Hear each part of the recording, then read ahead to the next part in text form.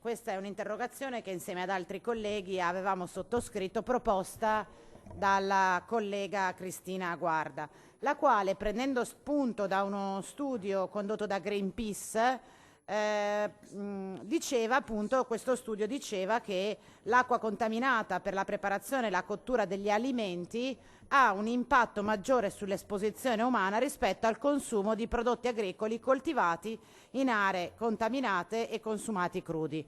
Questo era uno studio fortemente innovativo perché, come lei sa, Assessore, finora, o almeno nei primi anni dopo lo scandalo della contaminazione PFAS, ci eravamo molto concentrati appunto sui prodotti agricoli che venivano coltivati in quei terreni e annaffiati con quell'acqua, mentre questo studio aveva appunto aperto uno squarcio ulteriore rispetto ai danni derivanti da questa contaminazione, che sembra si possano appunto realizzare anche attraverso la preparazione e la cottura degli alimenti. Ora, sulla base di questo studio, la collega Guarda era intervenuta con questa interrogazione a risposta scritta per chiedere alla Giunta regionale quale fosse il numero delle abitazioni e dei residenti in area rossa e arancione, che tuttora ad oggi, immagino che pur essendo la interrogazione di un anno fa, ci potranno essere forniti dati aggiornati, dicevo, quindi quante persone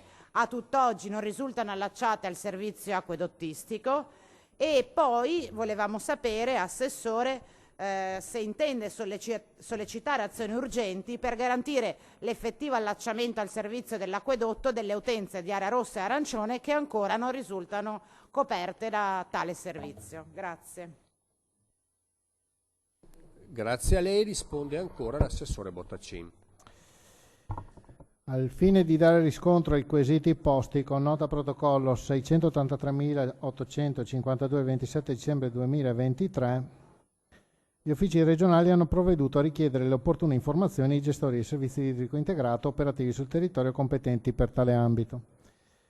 In base agli elementi acquisiti da questi ultimi, il numero di abitanti non allacciati all'acquedotto, distinto per le aree territoriali definite da ultimo con deliberazione numero 691 del 21 maggio 2018, è stimabile in 2.720, corrispondenti a circa 1.090 nuclei familiari o abitazioni per l'area rossa A, 9.510 corrispondenti a circa 4.030 nuclei familiari o abitazioni per l'area rossa B e 1.200 corrispondenti a 625 nuclei familiari o abitazioni per l'area arancione. Va precisato che rispetto al totale delle utenze sopracensite non allacciate all'acquedotto, circa il 20% corrispondono a utenze per le quali, pur in presenza della rete acquedottistica, non è stata presentata al gestore competente la relativa domanda di allacciamento. Tuttavia, a riguardo va ricordato che non sussiste peraltro l'obbligo di allacciamento alla rete pubblica da parte dell'utente privato. In tale contesto si richiama lo studio a suo tempo elaborato dall'Istituto di ricerca sulle acque del CNR del 2013, che dava evidenza della presenza anomala di sostanze perfluoroalchiliche in diversi corsi d'acqua del territorio nazionale, tra cui il Po, nel suo percorso che parte dal Piemonte e attraversa varie regioni, tra le quali il Veneto, ma altresì Arno, Lambro, Olona, Adige, Brenta e Tevere principalmente.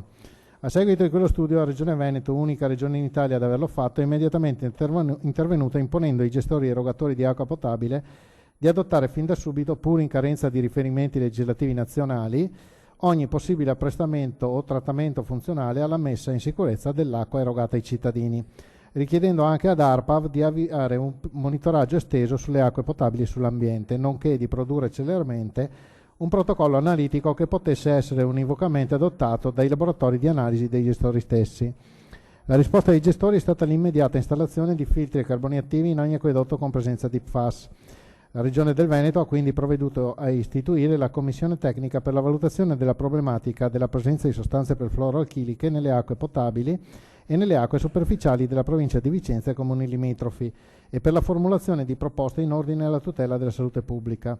Attraverso l'attivazione immediata della citata Commissione sono state coordinate e avviate una serie di azioni finalizzate alla tutela prioritaria della salute pubblica, tra cui interventi immediati in emergenza degli enti gestori del servizio idrico integrato sull'acqua potabile per mettere in sicurezza la popolazione residente nell'area mediante l'installazione di specifici filtri e carboni attivi che hanno da subito assicurato l'abbattimento delle concentrazioni dei PFAS e garantito la qualità dell'acqua.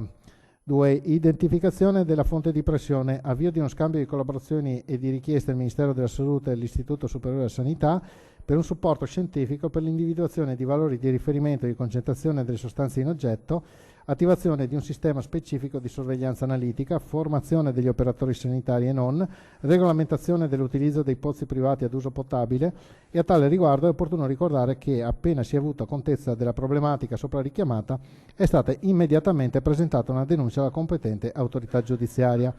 3. Contestuale attività di monitoraggio e controllo delle acque. 4. Definizione di livelli di riferimento nelle acque destinate al comune umano, nonché un primo documento di individuazione delle aree di esposizione per gli ambiti territoriali interessati dalla presenza di PFAS. 5. Studio di monitoraggio biologico sulla popolazione dell'area maggiormente esposta a sostanze PFAS, contenute sia nelle acque potabili che nelle acque superficiali e profonde. Studio finalizzato a valutare l'esposizione pregressa della popolazione residente, impostato concordemente con l'Istituto Superiore della Sanità. 6. Varie convenzioni con le principali università del Veneto per affrontare al meglio la situazione venutasi a creare. 7. Fissazione di limiti allo scarico attraverso le autorizzazioni integrali ambientali, vista la mancanza di un provvedimento statale in materia. E riguardo a questo ultimo aspetto è infatti opportuno sottolineare che in assenza di una norma nazionale la Regione del Veneto è intervenuta adottando degli atti amministrativi finalizzati principalmente a imporre dei limiti agli scarichi esistenti per le sostanze perfluoroalchiliche al fine di tutelare la sicurezza dei cittadini. Mancando peraltro una norma nazionale, tali atti amministrativi sono stati oggetto di decine di contenziosi legali da parte dei soggetti detentori di un'autorizzazione allo scarico con evidenze di presenza di PFAS. Si consideri altresì che a seguito dello studio sopra richiamato la Regione del Veneto, consapevole che l'utilizzo delle acque a uso potabile avviene oltre che dalle reti di distribuzione delle acque destinate al consumo umano, acquedotti, anche con prelievi d'acqua effettuati mediante pozzi domestici privati, ha approvato con deliberazione numero 618 del 29 aprile 2014, in cui venivano indicati appositi indirizzi operativi per i comuni delle province interessate dalla presenza di sostanze perfluoroalchiliche nelle acque. Tali indirizzi prevedevano l'obbligo di effettuare le necessarie analisi delle acque prelevate da detti pozzi e contenevano altresì le misure da adottare nel caso fossero stati registrati superamenti dei valori di riferimento. In merito alle azioni specifiche messe in campo al fine di estendere le reti acquedottistiche, si rappresenta che in relazione alle utenze non coperte dal servizio, i consigli di bacino del Veneto e i relativi gestori hanno da subito dato priorità nella programmazione dell'estensione delle reti di distribuzione dell'area maggiormente interessata dalla contaminazione. In particolare, come recentemente comunicato ai gestori medesimi, con riferimento all'area rossa A, oltre alle opere di estensione già attuate, sono attualmente in corso di realizzazione alcuni interventi e ne sono previsti ulteriori da realizzare nel breve periodo nei comuni di Zimella, Colonia Veneta, Roveredo di Guà, Sarego, Lonigo, Brendola e Montecchio Maggiore, per un importo stimato di 5.122.000 euro. In particolare Acque Veronesi SCARL ha previsto interventi di estensione nei comuni di Zimella, Colonia Veneta e Roveredo di Guà per un importo di euro 650.000. Entro l'anno in corso da parte del medesimo gestore sono previsti gli interventi di estensione in via Boara e parte di via Fornasette a Colonia Veneta e in via Spollina a Rovereto di Guà per un importo di euro 900.000. In comune di San Bonifacio, nelle frazioni di Rocara e Lobbia, sono stati realizzati da Acque Veronesi SCARL interventi di estensione della rete che hanno messo tutti i residenti nelle condizioni di allacciarsi all'acquedotto. Dal canto suo, Acque del Chiampo SPA ha realizzato interventi e programmato opere per la corrente annualità e per il 2025 per complessivi euro 3.182.000 in molteplici vie dei comuni di Lonigo e Brendola e in via Milano in comune di Montecchio Maggiore. Il medesimo gestore ha altresì previsto l'estensione della rete idrica in via Mazzoni, strada provinciale 500 in comune di Sarego, in corso di esecuzione per un importo di euro 390.000. Altri interventi potranno essere realizzati sulla base dell'ampia programmazione tecnico-economica dei competenti consigli di bacino. Merita altresì evidenziare che proseguiranno per il tramite dei gestori del servizio idrico integrato interessati iniziative di sensibilizzazione indirizzate alla cittadinanza volte a evidenziare l'importanza dell'allacciamento alla rete acquedottistica pubblica e la migliore affidabilità in termini di sicurezza per la salute di tale fonte di approvvigionamento rispetto a quella derivante dai pozzi autonomi, facendo seguito alle attività di informazione già svolte negli anni immediatamente successivi all'accertamento della contaminazione da PFAS. Nel quadro complessivo sopra delineato si informa che la Regione ha proseguito nel ruolo di coordinamento degli enti d'ambito e dei soggetti competenti al fine di individuare le opere strategiche prioritarie necessarie per alimentare le reti di distribuzione con acqua di buona qualità, facendosi parte attiva nel reperire le risorse pubbliche straordinarie per dare copertura alle opere strategiche sviluppate coerentemente con la pianificazione regionale di settore. Grazie per la replica, collega Camani. Grazie Presidente. Intanto in premessa una questione di metodo, Presidente Ciambetti, cioè la collega Guarda ha presentato un'interrogazione a risposta scritta. A norma di regolamento entro 20 giorni questa interrogazione deve avere una risposta. Se io presento l'interrogazione il 9 novembre e soltanto il 27 dicembre, cioè 2 mesi dopo, gli uffici fanno le richieste per avere le informazioni, lei capisce bene che è sostanzialmente impossibile avere la risposta nei 20 giorni di cui sopra. Quindi presento l'interrogazione, in 20 giorni non succede niente, devo aspettare 2 mesi che gli uffici chiedano le informazioni e poi devo aspettare altri 9 mesi che da quelle informazioni che gli uffici riescono a di cui riescono a venire in possesso, la Giunta deliberi la risposta all'interrogazione. Ora, è vero che è un'interrogazione abbastanza articolata, però è altrettanto vero che nella sostanza, con questo modo di lavorare all'interno della Giunta, si snatura la funzione dell'interrogazione. Persino quella risposta scritta che non prevede neanche l'obbligatorietà. Signori, del è passaggio possibile in un po' aula. di Volete un calma in caffè? aula, per favore? Non è il bancone di un bar, colleghi.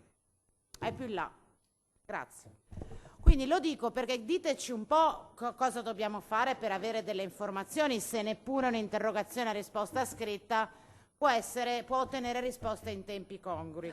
Tant'è che rispetto Assessore Bottacin, poi mi riservo ovviamente di leggere e di approfondire i tantissimi dati di cui ci ha reso conto in questa risposta, tant'è che se la collega Guarda lancia un allarme in riferimento a un rapporto del dicembre 23 e ci arriva qualche riscontro quasi un anno dopo, è evidente che la capacità che abbiamo noi come consiglieri di opposizione, ma immagino anche voi come organo esecutivo, di intervenire sull'emergenza, di affrontare l'urgenza, siano tempi molto, molto ristretti. Poi guardi, io capisco e apprezzo tutte le iniziative che la Regione del Veneto ha messo in atto in riferimento alla contaminazione da PFAS. Però, come dire, respingo affermazioni del tipo la Regione del Veneto, unica regione in Italia. Perché mi corre l'obbligo ricordare che è nella Regione del Veneto che si è verificato il più grande scandalo di contaminazione da PFAS degli ultimi decenni. E non a caso è in questa regione che c'è uno dei processi più rilevanti rispetto a questo problema. Allora non mi potete fare la parte dei primi della classe quando abbiamo di fronte un problema enorme che coinvolge la nostra regione in maniera importantissima.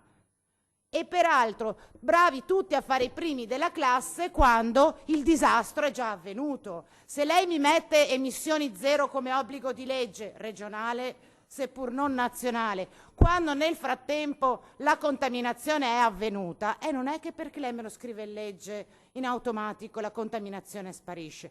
Quindi forse, ed ecco perché in premessa avevo parlato della urgenza e della tempestività degli interventi che molto spesso fa la differenza, ecco che noi dovremmo riuscire a intervenire prima che il disastro venga scoperto dagli studi del CNR, per fare l'esempio più semplice.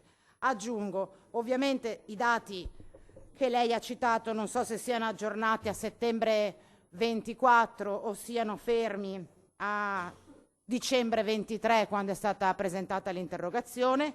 Rimangono tantissime le famiglie che sembrano essere ancora escluse dall'allacciamento acquedottistico, perché se è vero che una parte non ha fatto richiesta dell'allacciamento sulle 14.000 persone, ce ne dovrebbero essere almeno 11.000 che pur avendo fatto richiesta di allacciamento non hanno ottenuto l'allacciamento, quindi questo è un tema rispetto al quale secondo me bisognerebbe intervenire con maggior efficacia. Ringrazio comunque l'assessore per la puntualità della risposta, approfitto dell'occasione per chiedere alla Regione del Veneto una presenza e un'efficacia più significativa attorno a questo argomento. Grazie.